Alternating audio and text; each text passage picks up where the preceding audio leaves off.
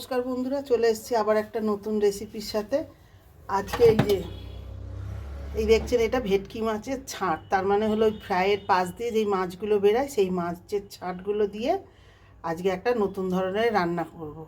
তাই আপনাদের সাথে শেয়ার করতে চলেছি।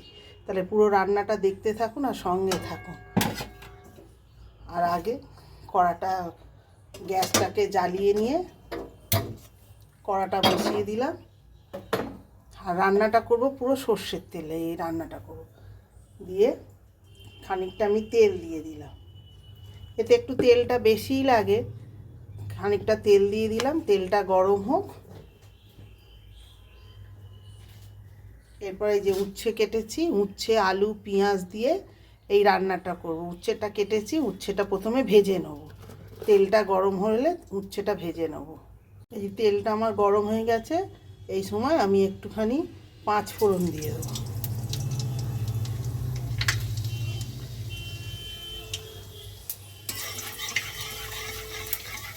পাঁচ ফোড়নটা হয়ে গেছে, লাল লাল হয়ে গেছে। এবার এই সময় এই যে আমি যে লম্বা লম্বা করে উচ্ছেগুলো কেটে রেখেছি, উচ্ছেগুলো দিয়ে দেবো।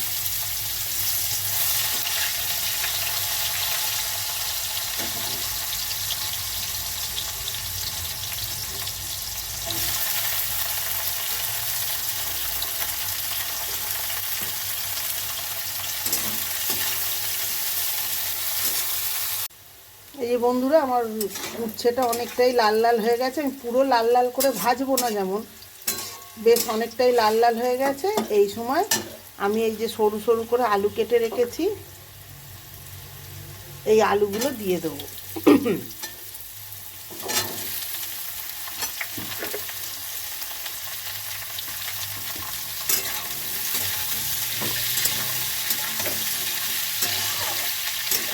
তার সাথে দেবো খানিকটা কুচনো পেঁয়াজ, সরু সরু করে পেঁয়াজ কেটে রেখেছি।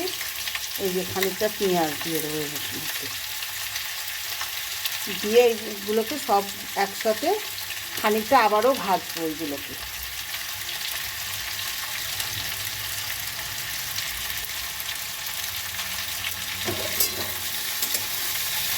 এই সবগুলোকে আবারও খানিকটা ভেজে নেব। বেশি লাল করে ভাজবো না, ওরকম আধ ভাজা করেই ভাজবো।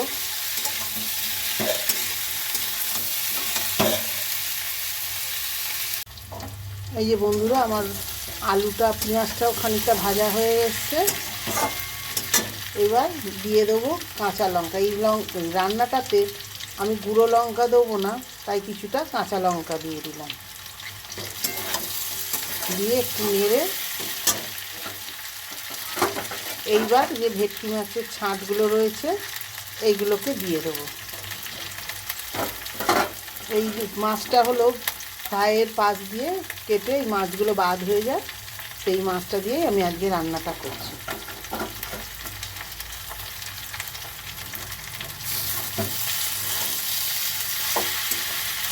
এবার ভালো করে নেড়েছি,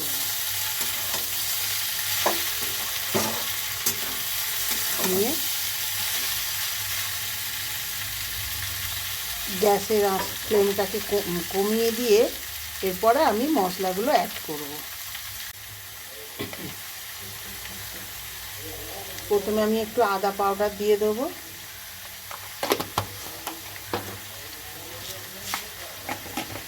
টেস্টের জন্য একটু সামান্য একটু চিনি দেবো, এতে টেস্টটা খুব ভালো আসে। এর মধ্যে স্বাদ অনুসারে নুন,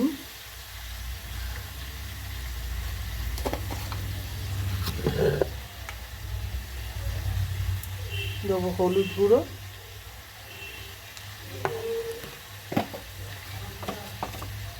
আর দেবো রসুন বাটা, খানিকটা রসুন বাটা দিয়ে ভালো করে এটাকে নেড়ে ভালো করে মশলাটাকে মিশিয়ে দেবো মাছটা আর সবজিগুলোর সাথে। এবার গ্যাসের ফ্লেমটাকে একটু বাড়িয়ে দিয়ে আমি চাপা দিয়ে দেবো। এবার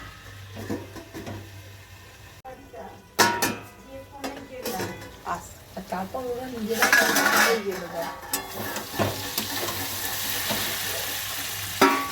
রান্নাটা আমার এরকমই ভাজা ভাজাই হবে।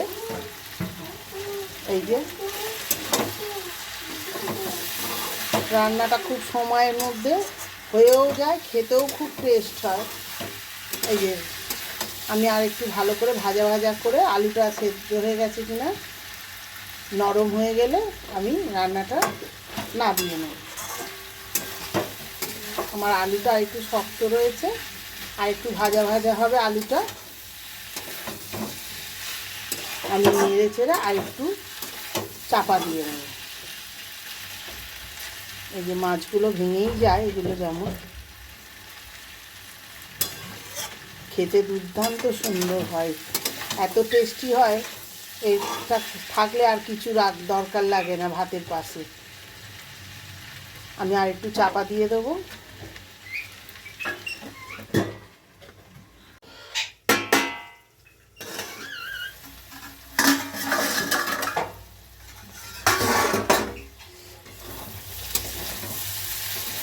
এই বন্ধুরা আমার রান্নাটা পুরো তৈরি হয়ে গেছে।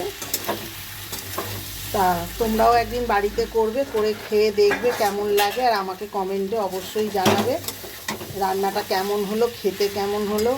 আর যারা যারা এই রান্নাটা করেছো এর আগে বাড়িতে, তারাও জানিও কেমন রান্নাটা হয় না হয়। তাহলে এই ভিডিওটা এখানেই শেষ করলাম, আগের ভিডিও নিয়ে হাজির হব। ততক্ষণের জন্য টাটা।